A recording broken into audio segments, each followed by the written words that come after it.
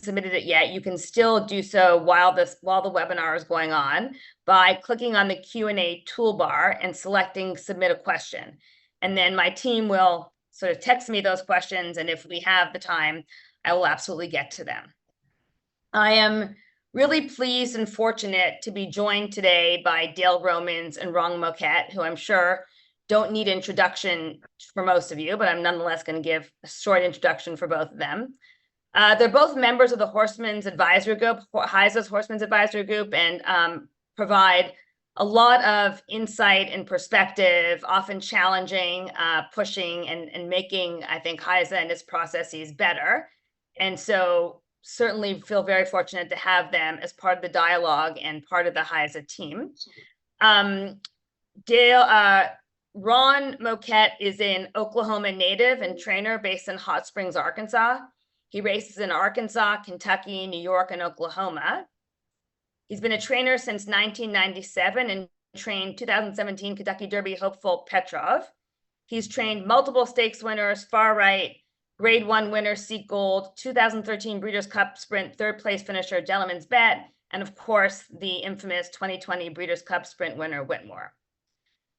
Dale is an Eclipse award-winning trainer from Louisville, Kentucky, who operates Romans Racing. He races in Kentucky, New York, and Florida. He's a member of the board of directors as well as vice president of the Kentucky HBPA. He also serves as a member of the Churchill Downs Racing Committee and the Gulfstream Park Racing Committee. Before we get going, I want to say a word about Dale, who actually only joined the Horsemens Advisory Group a few months ago, and a little bit of history about why he joined. Prior to Dale, Frank Jones was one of the original members of the Horsemens Advisory Group. And I wanted to say a little bit about Frank, because he was someone who really made a very big impact in the beginning on the Horsemens Advisory Group. And he was someone who used to always say to me, you know, I don't like HISA, I don't like why we have HISA, but I'm going to do everything I can to help make it better. And he was really a very important advisor to me. And I think both Ron and Dale serve in that same spirit, which is very much appreciated.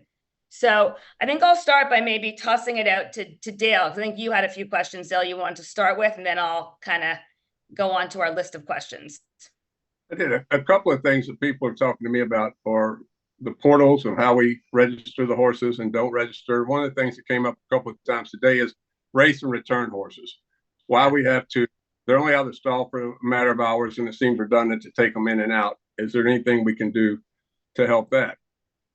Okay, so a couple of things. One is I just want to remind everyone before I answer that specific question that there's a HISA support team that's always there to help if you have any kind of issue with the portal or registering. And you can reach them at 1-877-513-2919. That's 1-877-513-2919. Putting that aside, I think, Dylan, we talked about it earlier. You were saying that some of the kind of frustration with race and return is that some of these horses are just leaving for a few hours and coming back the same day. So I think one possibility is to look at not requiring that if the horse is only gone for 24 hours or less. Do you think that would solve the issue? I think that would solve for most people. And then the horse could go, say if a horse is at Churchill Training Center and has to run at Turfway Park, it goes up there for a few hours and it turns around and comes back. A 24-hour circle, I think, would help a lot of people to cut down on a lot of work. And the other thing that they were asking about is retired race horses, how they can get those off the portal. That's been a difficult problem for a lot of people, and they keep getting emails about the horse, and the horse has been gone for a long time. He's retired to do something else.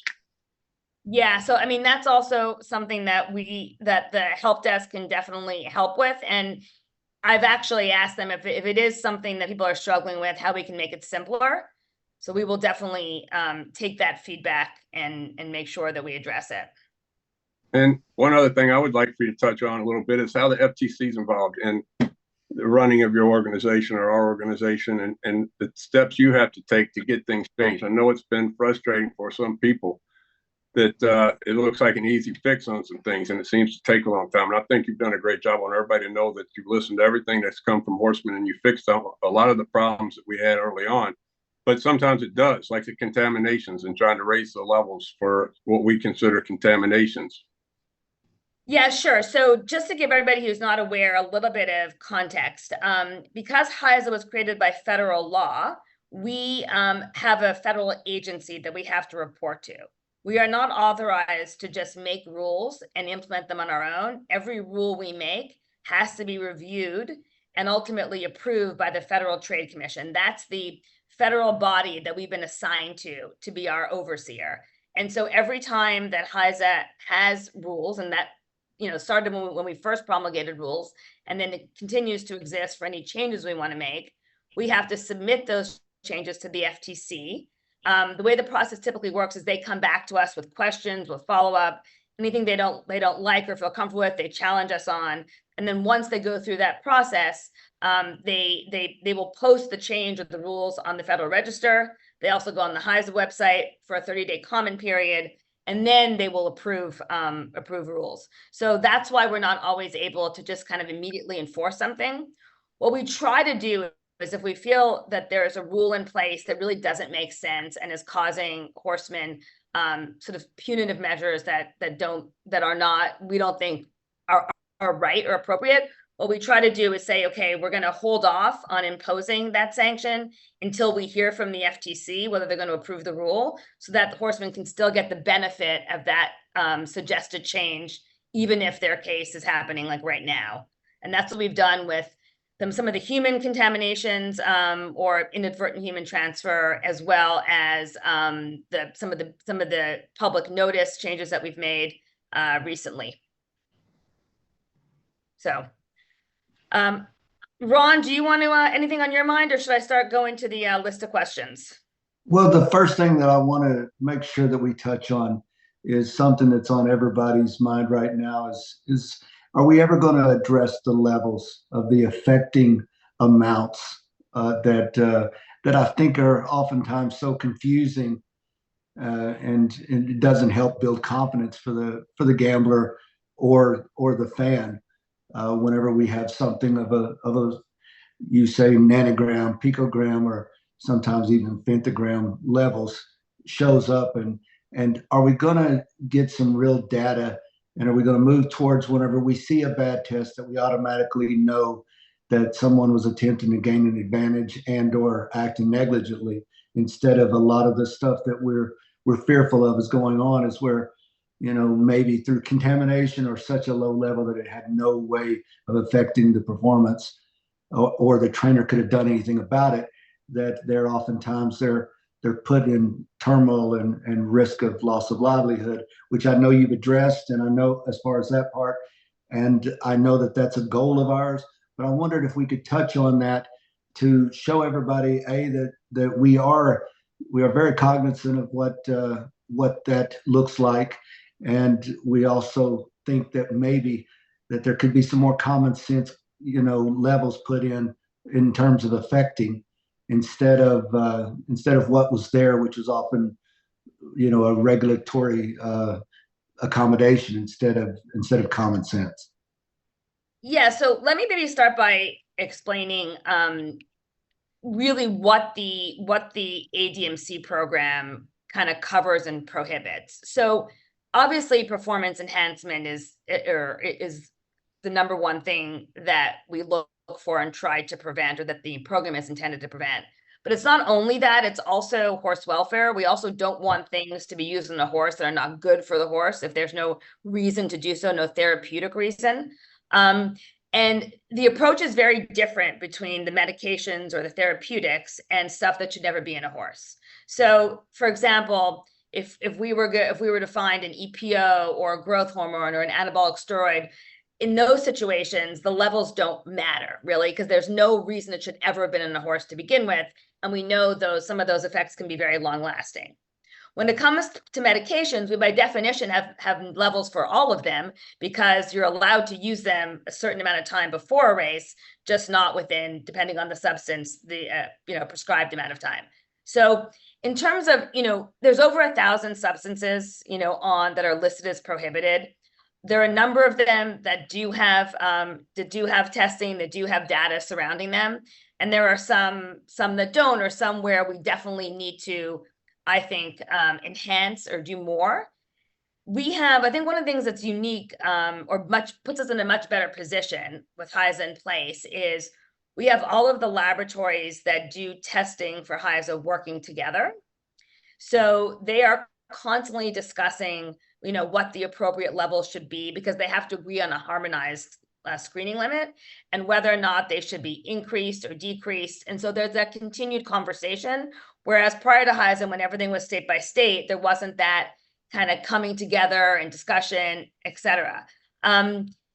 We do need, whenever there is a substance we have serious concerns about, we do need to we do want to do more research. And there are some of those studies that are underway or that are being proposed to various research groups. As everyone knows, we do have a number of really important studies about to begin with regards to furosemide or Lasix, which is something that under the Act HISA is required to do and will do. But these are all questions that the industry has been dealing with for a very long time, has always dealt with, and I think now we're in a position to really get them right and get the answers right, and to find that appropriate balance between protecting, the sport as a whole in the industry, but making sure that everyone's treated fairly and every horseman is treated fairly. I think that's one of the things that we deal with daily, is because I know Dale very well. The integrity and level playing field is something that every horseman, owner, trainer, jockey wants. We're all in agreement, and that's one of the things that would make everyone put their arm around each other and march forward. What we're trying to make sure that is happening is that we're walking together with common sense, saying we are catching people that are risking these animals or abusing animals or using drugs to advance them. And nobody wants that, but we also want it to be to where we're just not, like I said before, just waiting for our turn before something pops up and then the world views us as a cheater and or puts us in the same category as some people that would risk an animal or try to gain an advantage. So one of the most important things we can do on this board, in my opinion, and your advisory board, is try to protect someone who's not trying to cheat, who has a contamination, and make sure that their livelihood is not lost because of someone else. And as we talked the other day, Lisa, you might want to touch on what you're doing at racetracks to enforce the cleanliness of the test barns and the boots on the ground that are going to start this week at every racetrack that you oversee. Yeah. Let me answer one more thing from Ron, then I'll get to that. One other thing that, people like to talk a lot about picograms, nanograms. None of that has a lot of relevance if you don't tie it to the nature of the substance or what substance that we're talking about. Some substances, picograms, have a tremendous effect, and some they don't have any effect at all. And it really depends on the substance, and that's why the science is so incredibly important.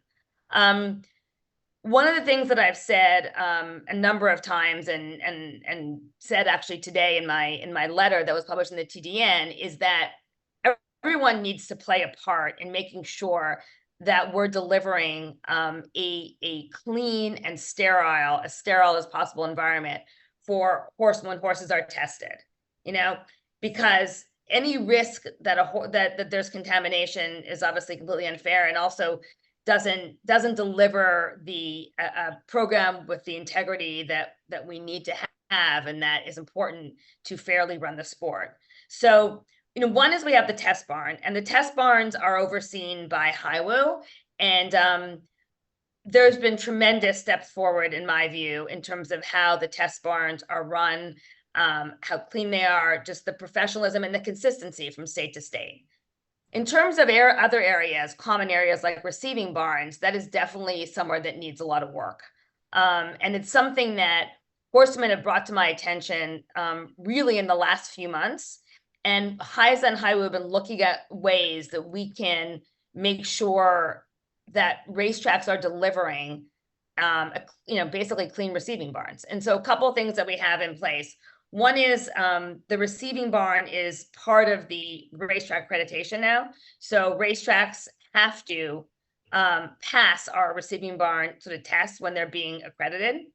Second is we have HIWU investigators, boots on the ground in the vast majority of our racetracks currently, the 51 tracks that we oversee.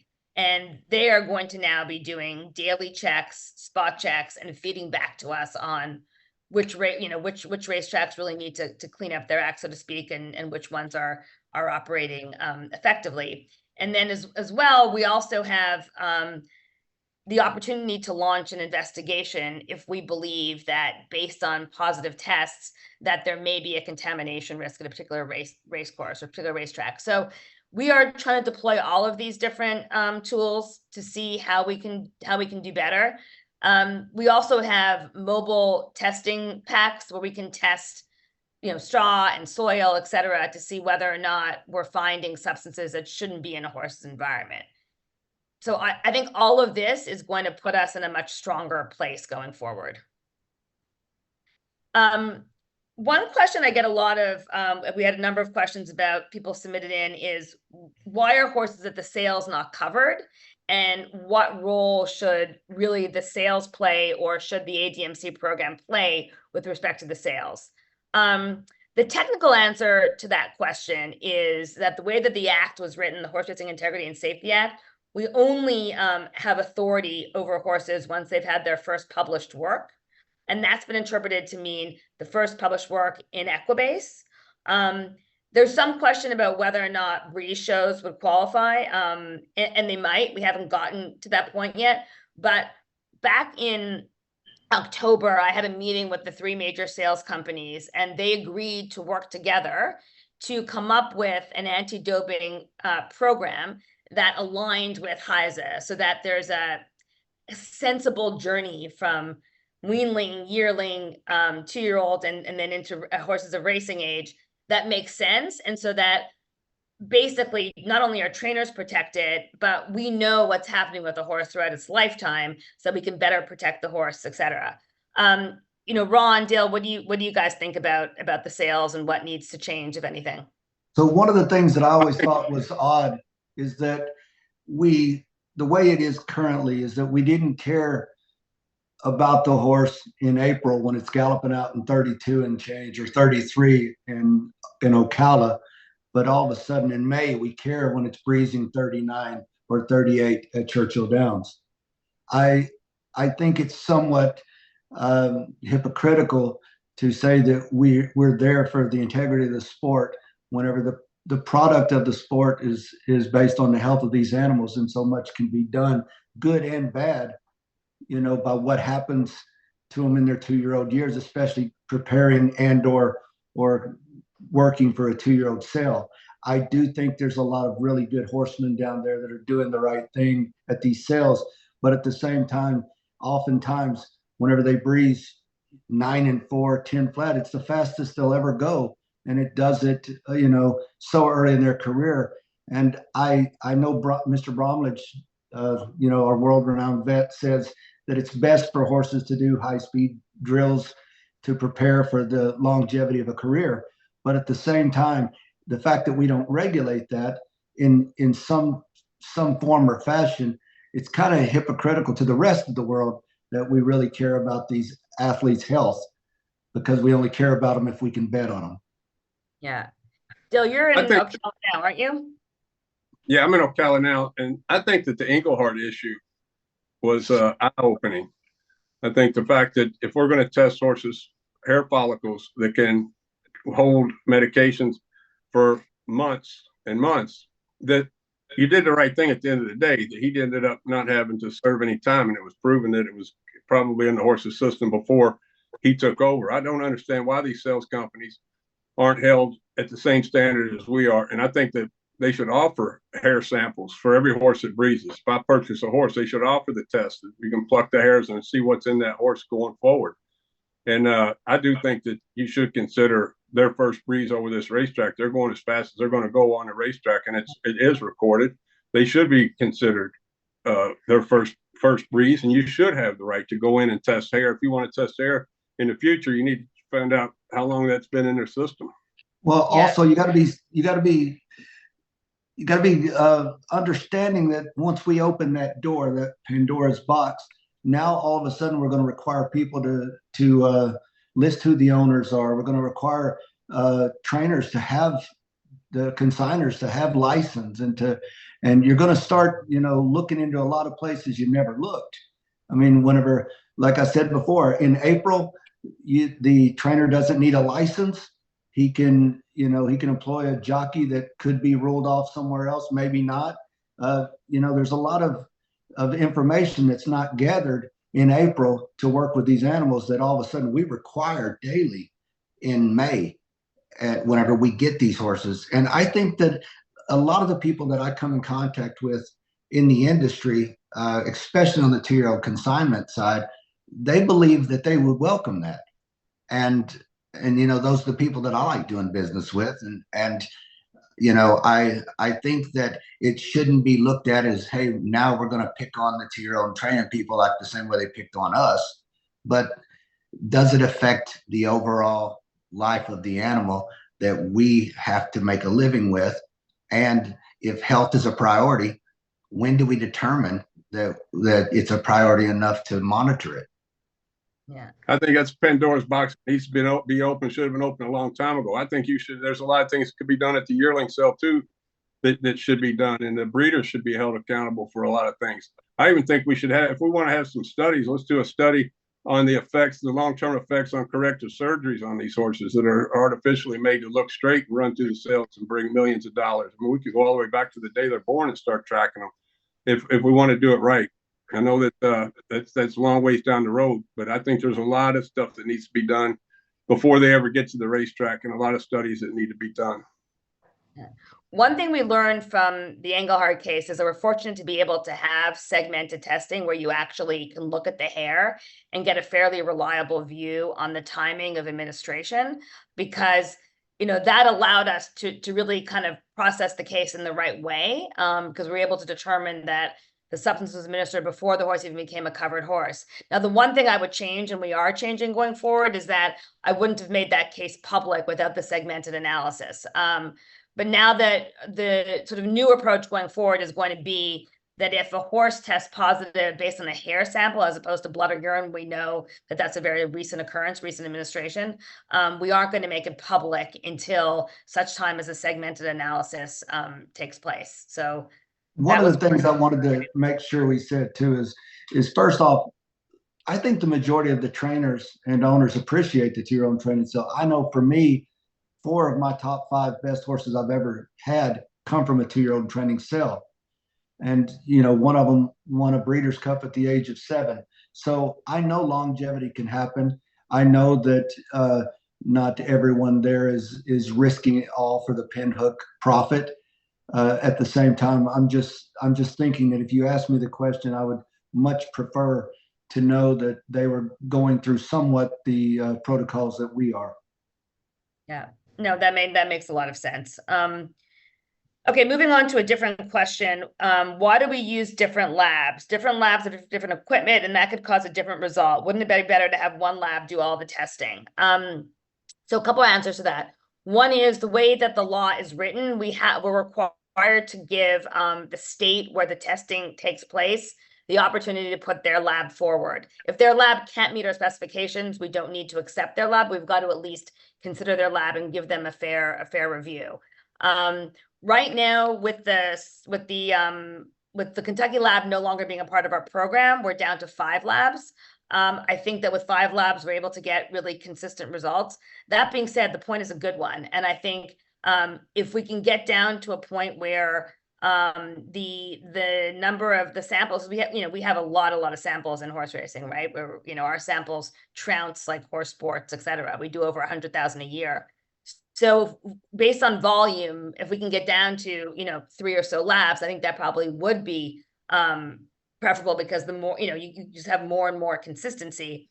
But right now with only 5 and they actually meet weekly and talk weekly, I think we're in a really good place, and certainly better off than, the state system where, it could be completely different, not just different laboratory equipment and standards, but just different menus, different contracts, because what the labs test for is based on the contract they have with whoever their client is.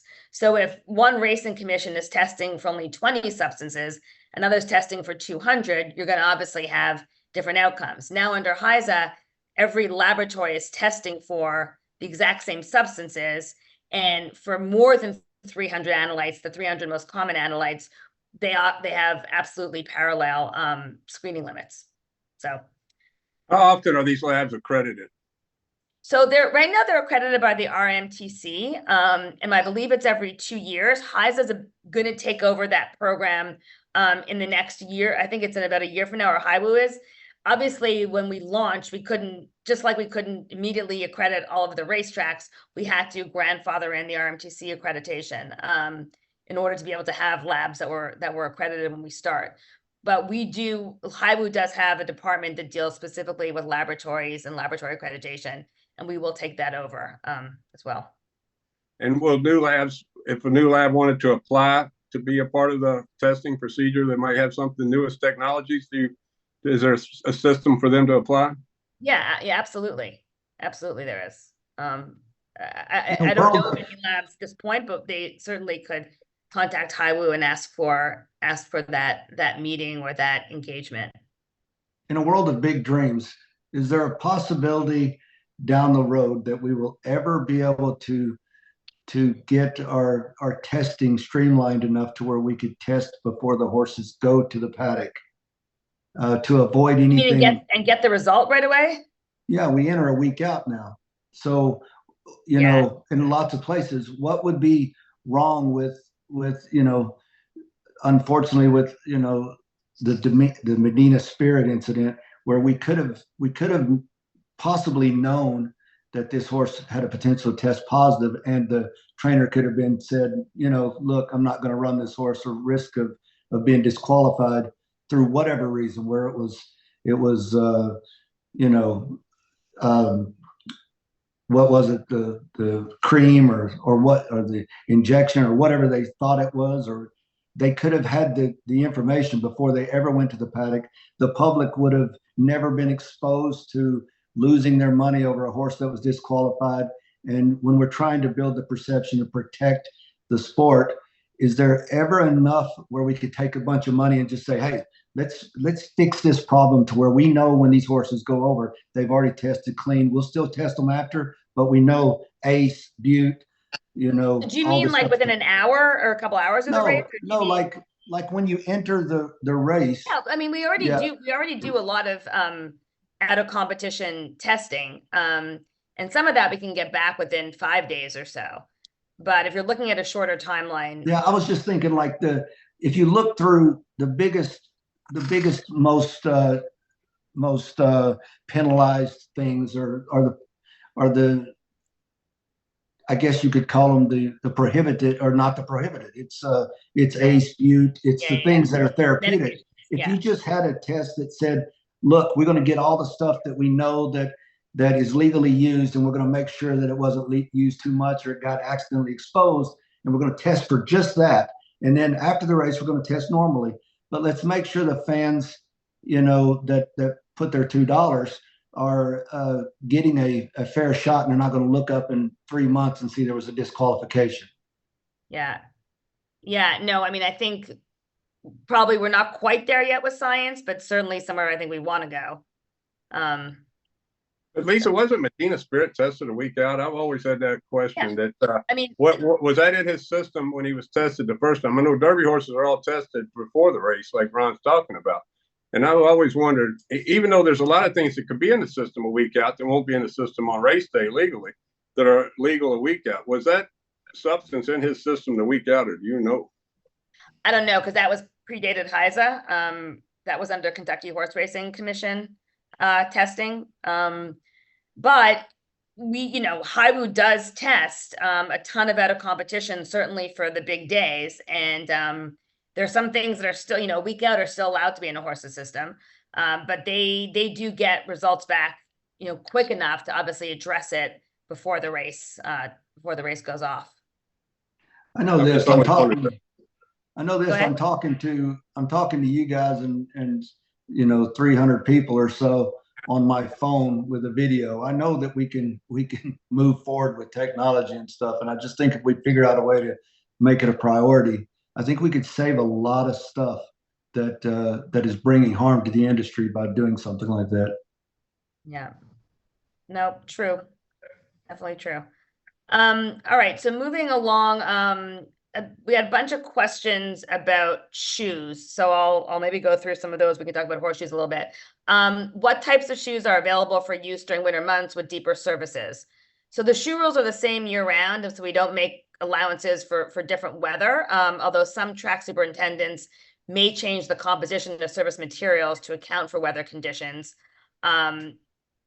That the depth does not necessarily change. So maybe one thing to touch on is early on in HISA's tenure, because toe grabs were prohibited and we had some pushback from trainers, the Horsemen's Advisory Group sort of got together and recommended to the Racetrack Safety Committee that there be an allowance for, it was about 4 millimeters, I guess, on the back for dirt surfaces. So that change went through and those shoes are available. I think based on the data we've received through the equine injury database and also HISA's tracking, that those tracks that were concerned about horseshoes or the lack of toe grabs or traction causing a horse welfare issue, that has not come to fruition. In fact, those tracks had, most of them had very significant improvements over the last year or so. The one thing I'll say is that prohibition was based on research. Internationally, toe grabs are not allowed, and they haven't been allowed for quite a long time. And the US was sort of the last racing jurisdiction to have regulations around toe grabs. And so far to date, the research and the data that we see really kind of confirms that was not a mistake. That was not a bad decision. So I don't know if either of you have any worries or concerns or issues you want to address about toe grabs.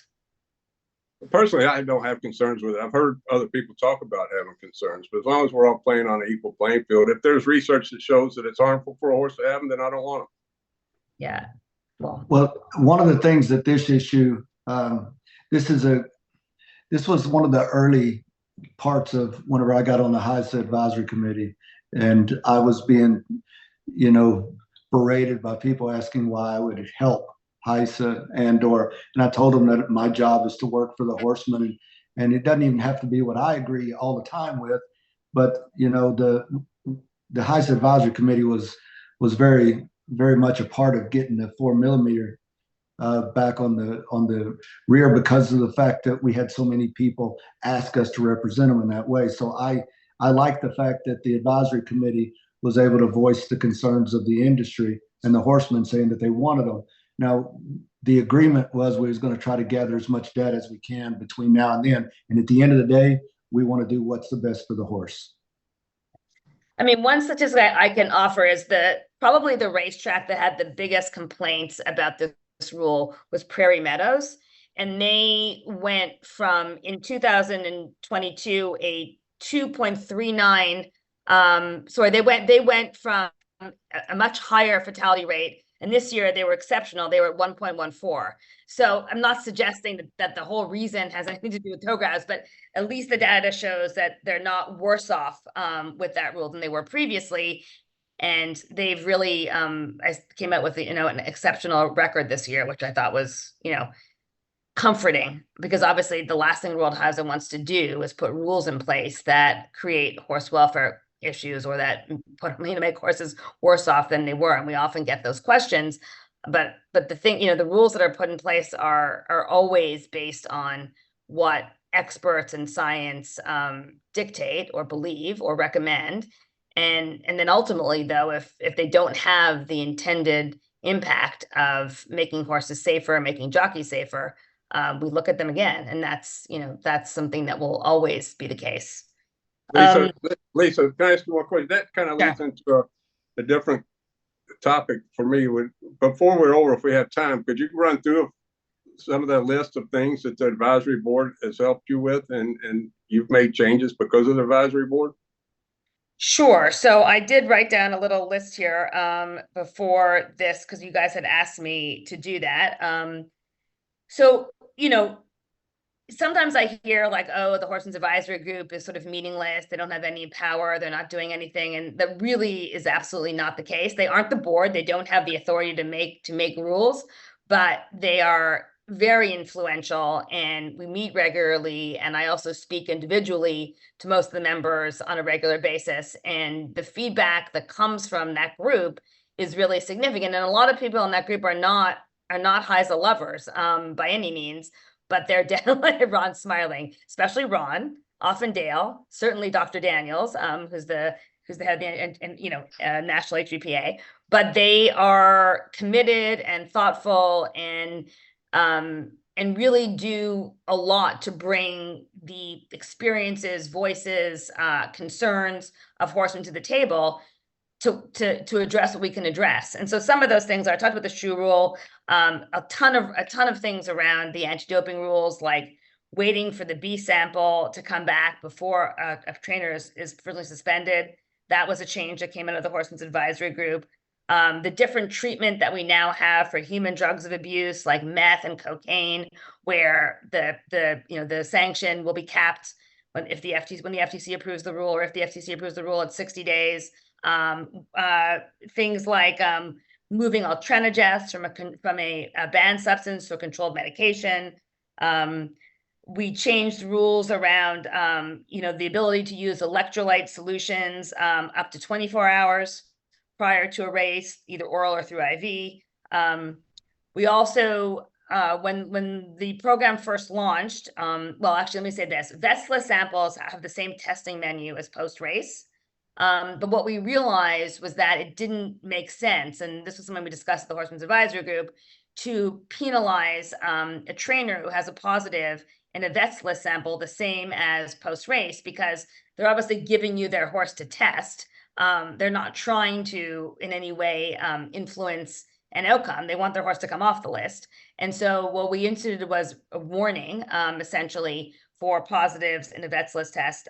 Again, these are all subject to FTC approval, but it's what we've submitted. We also talk about making things less onerous, simpler for trainers. So with that, we've tried to integrate with some of the preferred platforms of trainers, like TLOR, for example. I know a lot of trainers use TLOR. We're now integrated with them to make things easier.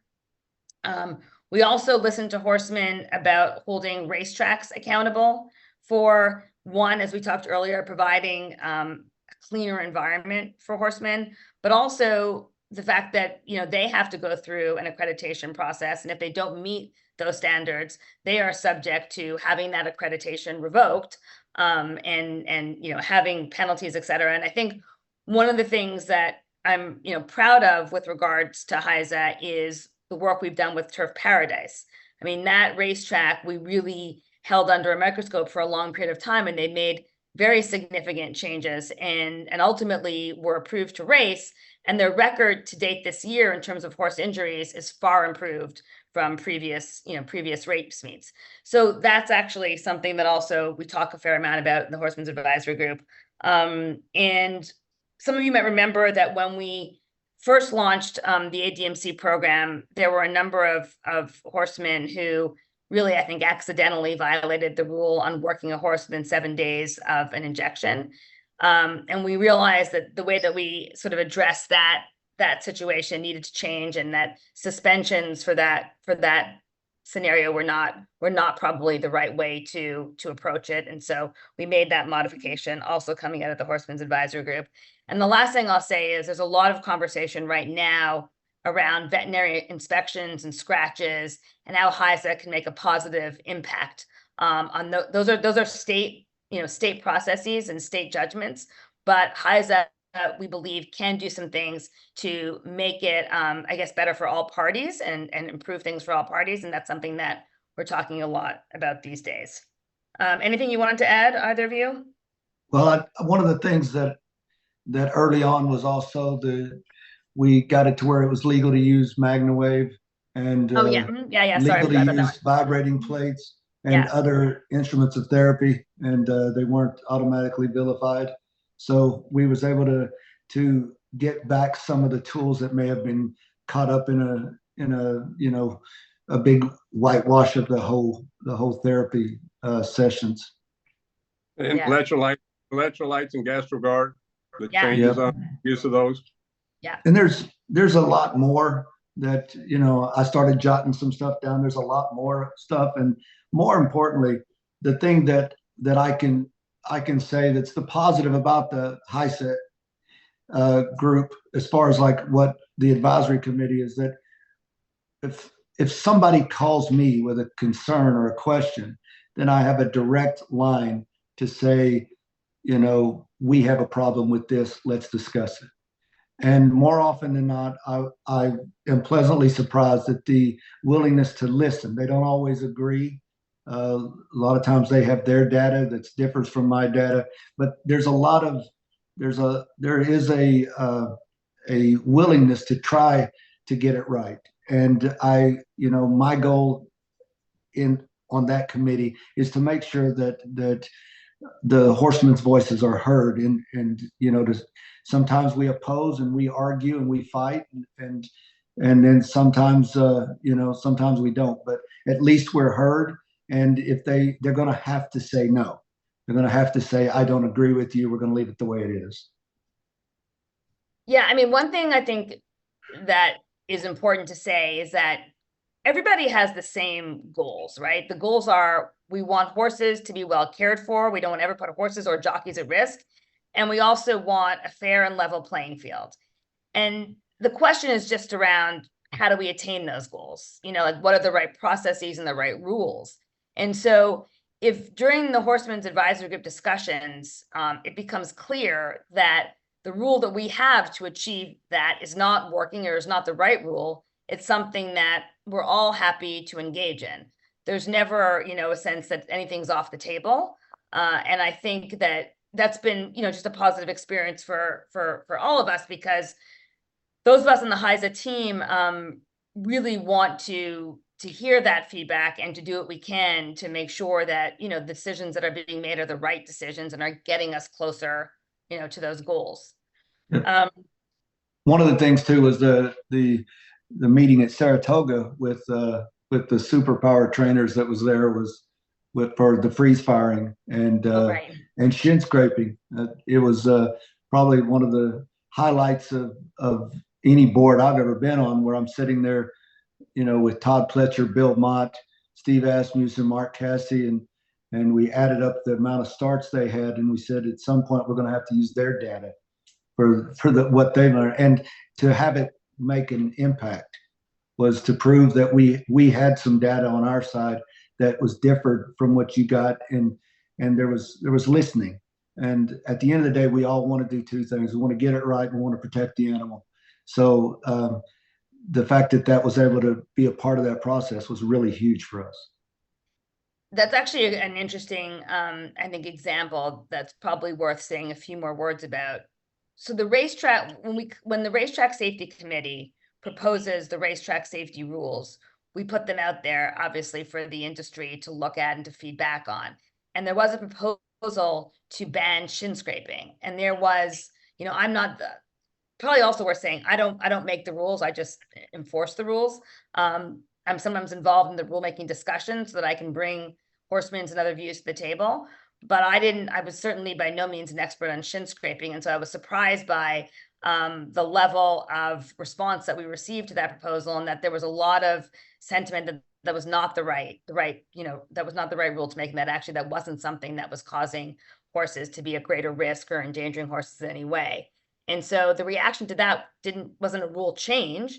We just took that proposal off the table. So sometimes things that come out of the Horsemen's Advisory Group conversations are not necessarily about making a rule change. It's about, you know, either adding in a new idea for a rule or taking one that's on the table. In the case of shin scraping, it was pulling a proposal off the table, which ultimately was what the Racetrack Safety Committee decided to do after essentially getting some very good and important feedback from not just the Horsemen's Advisory Group, but the meeting that Ron just referenced, when we had a number of the trainers who train a lot of horses come to the table and talk about their concerns.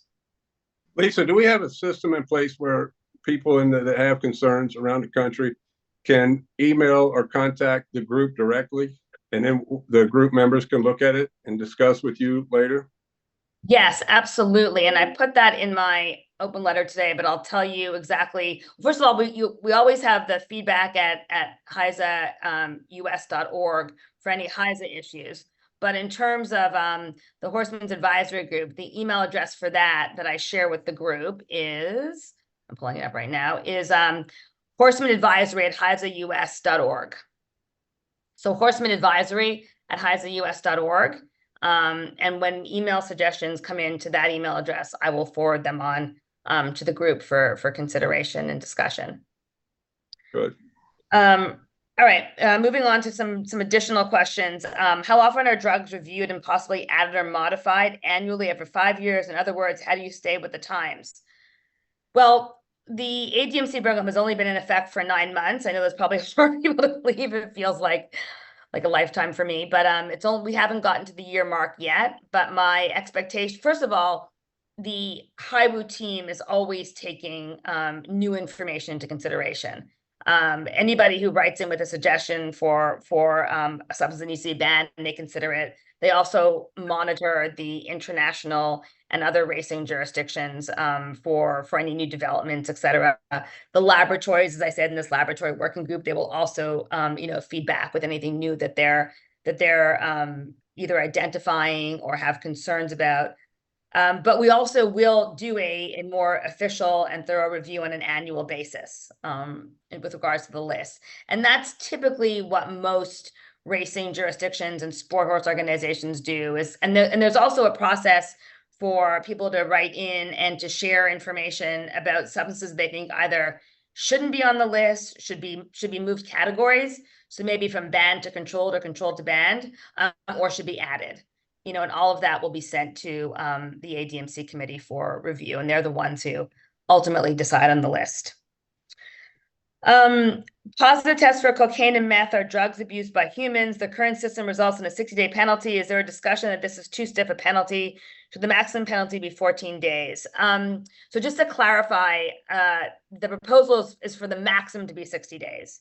If horsemen can actually have an explanation, can work with the HIWU team and HISA where appropriate to figure out what caused the positive test, it can be much lower.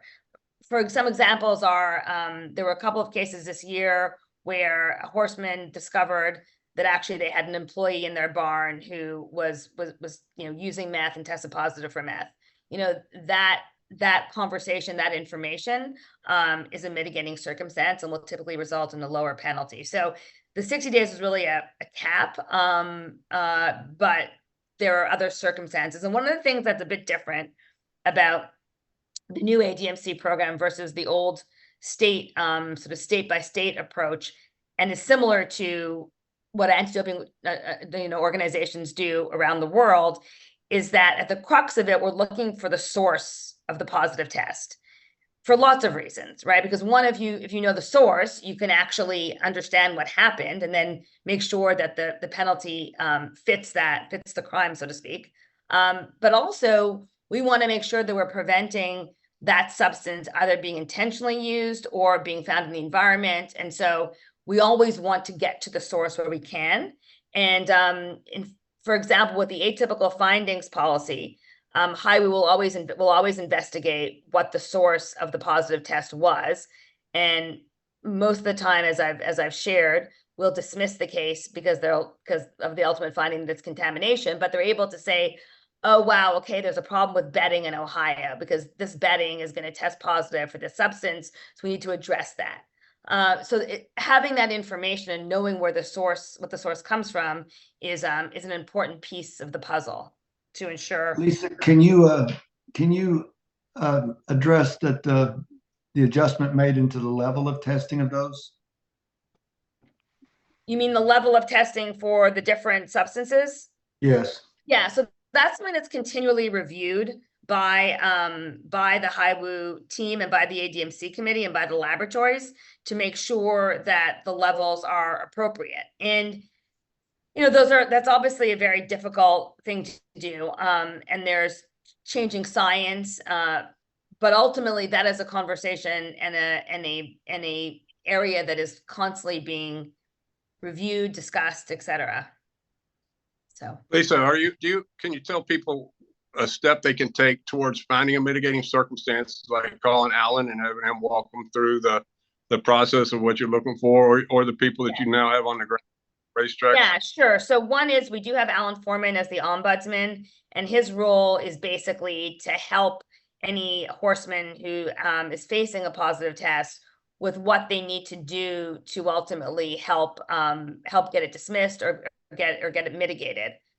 We also have a pro bono counsel program for trainers who don't have the money to hire a lawyer but want a lawyer. They can actually apply for pro bono counsel, and we've never denied anybody who's applied for pro bono counsel. I think there was one columnist wrote today that we had denied somebody. It's not true.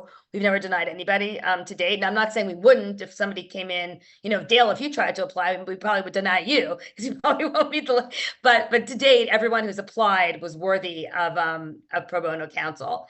And so that's the deal. The other thing that trainers should keep in mind is anything that they do to diminish the risk of a horse testing positive will be considered favorably by the anti-doping agency. So I always like to make this example, but one of the things that really struck me when I visited Ron's stables at Oaklawn is that he has a huge poster in his barn that says, if you urinate in the stables, you will be fired. Well, that's something that if Ron had a positive test would be a favorable consideration, because he's obviously trying, he's sort of contributing to what we're all trying to do, which is to reduce the likelihood of anything that shouldn't be in a horse's system getting into a horse's system. And so procedures that you have in place where you educate your employees, you tell them to wash their hands or to make sure they don't mix feed buckets or whatever it is to diminish the likelihood of contamination, will be a positive fact if ultimately you are faced with a positive test. And if you have a positive, one of the things that I've now learned, it's very, very important that you address the definition of how you think it got there with HIWU. Whenever they ask you, the question, before you get mad and start throwing stuff, the first thing you got to write is the truth as you saw it. It's like, I make sure my people wash their hands. I've always, tried to run a ethical organization. I'm very mindful of anything prohibited being around my horses. Write down everything and let that go. Let that be the first thing that they see from you, and just let them know that you are conscious of the opportunities of a bad test, and you're doing everything in your power to make sure that you don't highlight the risk of it. So anyways, I've told several people that have asked me, what do I do? I've told them the first thing you got to do is defend yourself and tell them the truth. And then I think that really helps. And I think, Lisa, you told me several times whenever I've called you about, hey, this trainer in parts unknown called and said he's got an overage for this. What's the first thing he should do? And you've told me several times is to make sure you write that out and get it in. And I think maybe one thing that's really worth emphasizing that you've just really said, Ron, is that I think sometimes trainers think that they're better off saying, I have no idea how it got into my horse. I would never give it that substance. That's actually not the best thing. The best thing is to actually share how you think it might have gotten there, because that's the way to ultimately potentially have a mitigating circumstance. And so what I said earlier is that the source of the positive is really ultimately the crux of successfully defending a case. If in fact, obviously the source was something that you didn't do intentionally and was accidental, or in some people's view, contamination, getting to the source of that is really the most important piece of the puzzle. So Lisa, what has Alan worked with any of the local horsemen's groups? I would like to see him more in contact for and educate us. Like in Kentucky HPPA, we're going to have someone who comes in that has an overage on something and it needs counsel on what to go. And sometimes that they don't realize that they can figure out where the contention coming from. They need some help thinking it through and talking about it. That's a good point. And I think also, if anybody really wants to talk to someone and get advice, and maybe they don't know Alan or they're not comfortable with Alan, they could also contact any of the Horsemen's Advisory Group members, and we'll make sure that they get in touch with the right people and get the right information. Sometimes, folks just don't know who to call or how to get help, and you don't always have to hire a lawyer. I don't want to, I was a lawyer myself once. I actually defended sport horse riders, so I know what that world is like, and so I'm definitely not putting down the value of a good lawyer, but really most of the time you don't need that. You just need to have somebody who can help you understand the system. Maybe we should have Alan out to these horsemen's groups around the country and let them know that he's available for that resource. Yeah, no, that's a good idea. That's a very, very good idea. This next one, Ron, you're gonna love, because you always tell me if HISA can figure this out, you'll get a lot of brownie points. Is HISA working on having a universal owner or trainer license instead of having to continue to get licensed in 10 to 12 different states every year? That is absolutely something in our radar, and we know that would be a huge benefit to horsemen. And so it's something that we're looking at, and once we get the kind of fundamentals that HISA is in place to deliver, working well and working very smoothly, that is an area that we are going to try to be helpful on. We literally bring that up about once every 2 weeks. We were all sold that this is going to be uniform, one rules, one set across the country. It's all going to be the same. And we're constantly reminded that it's hard to get that done whenever we go from Arkansas to Oklahoma to Texas to Kentucky, and we need 4 licenses. If it truly is going to be a uniformed industry, then it needs to start with the very first thing, and that's with the licensing. And if it is, it's the money is the issue. I don't know anyone that is not okay with sending some $10 or $20 to this state that you want to participate in. But just you would be amazed at some of the hoops that people have to jump through, who's licensed in 10 states already, to get licensed in the 11th state in order to participate in an event. And I think that it's just an odd deal that we haven't fixed it yet. Yeah. Understood. Do you have anything on your wish list, Dale, that you wish that HISA could do, or that we need more uniformity? I like what we're doing. First of all, I want to take things one step at a time, and I want to say, I'm on this advisory board because of Frank Jones, and he's the biggest mentor I've ever had in my life. And I just want people out there to know that Frank always told me, in business or in horse racing, anything you do, an empty seat at the table can't get anything done. So whether you hate HISA or you love it or indifferent, you should be involved and try to make these changes. And a lot of the things that my wish list, you've already taken care of. The one is holding back all the suspensions on the people that have the meth, and making sure that the levels are right, and protecting as much as going after. We don't want that got you attitude when we go catch somebody. That we want to protect the innocent, to make sure that the small things that happen in barns don't cost people their livelihoods. And I think we're heading in the right direction. Yeah. I think we're coming close to the hour mark. And there's some of these questions we didn't get to. So for those of you who submitted them, we will try to answer you individually. I hope we can have maybe a follow-up one, guys, when we have maybe tackle some other subjects. Dale is always I listen to you religiously, and I ask, they answer. So I know you've got some entertainment left in you. And Ron is, I probably get 4 or 5 calls from Ron a day about things we need to fix and do better. So he is a huge advocate for horsemen, and he's definitely the definition of someone who takes his seat at the table very, very seriously and uses it. So gentlemen, before I close this out, any final thoughts from either of you? I'd like to say that thanks for having us on here. We should do this more often. The more information we can get out there, the more questions that are asked will dismiss a lot of the rumors that go on and stick to the facts. And I appreciate you having Ron and I on today. And like I said, anybody out there has a problem, or email the group and let us try to help you. Horseman Advisory at HISAUS.org. Ron?